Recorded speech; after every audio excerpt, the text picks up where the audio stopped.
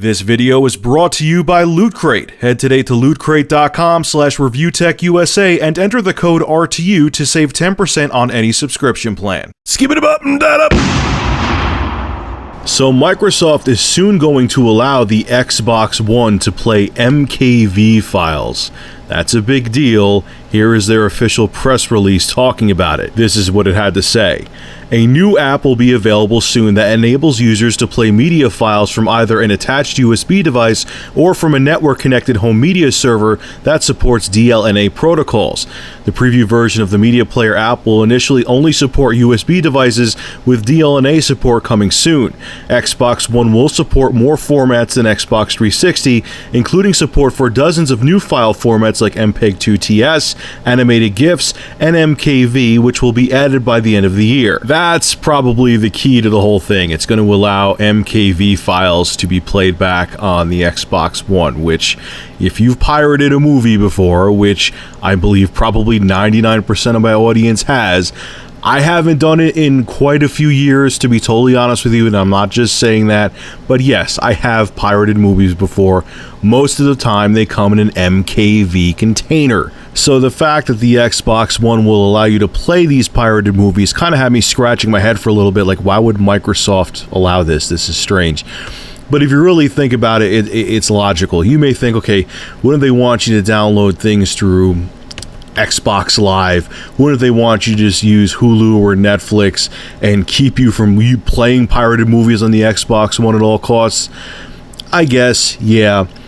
But if you really think about it, they're not just competing with, Sony and Nintendo. They're also competing with all kinds of PCs. Not even just gaming PCs. All kinds of PCs. Keep in mind, you could play these MKV files on like a netbook from like 3 years ago. Okay, so they have to compete with that. So think about it. Someone's going out there, they think they're buying a premier gaming console, and they're like, man, I'll be able to do whatever I want to with this. It'll be my media server, I'll be able to play games on it, so on and so forth. And then they go, maybe they legally encoded a movie in an MKV container. They made the movie themselves. Like, yeah, I want to, I have this Blu-ray, I ripped it, I want to, compress it, and so I could, have it on a thumb drive and watch it on my computer or on my Xbox One. If they try to plug it into their Xbox One, it doesn't work, they're going to be pretty pissed off, being like, man, I just bought this console, but yet I could do this on my laptop from 4 years ago. Someone needs to explain that to me, because I'm kind of pissed off right now. And plus, the PS, they have to... People love the PS3 for this reason. I know Sony has some weird thing going on where it can detect if you're playing back a pirated movie. I've personally never experienced it. I know friends that have. But, they got to compete with the Joneses, too, and I'm sure Microsoft wants to beat Sony to the punch, because I know the PlayStation 4 isn't up to snuff, at least in comparison to what the PS3 has, PS3's playback capabilities, I should say.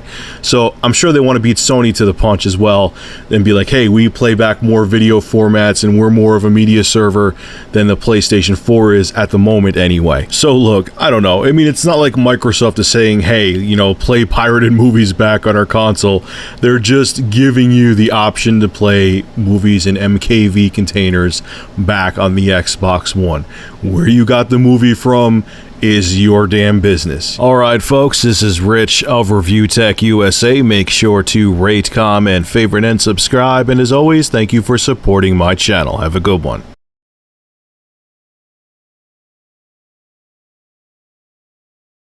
The preceding video was brought to you by Big Cheese's YouTube channel. For gameplay reviews, gaming music, and vlogs, subscribe to Big Cheese VG. Link below in the description.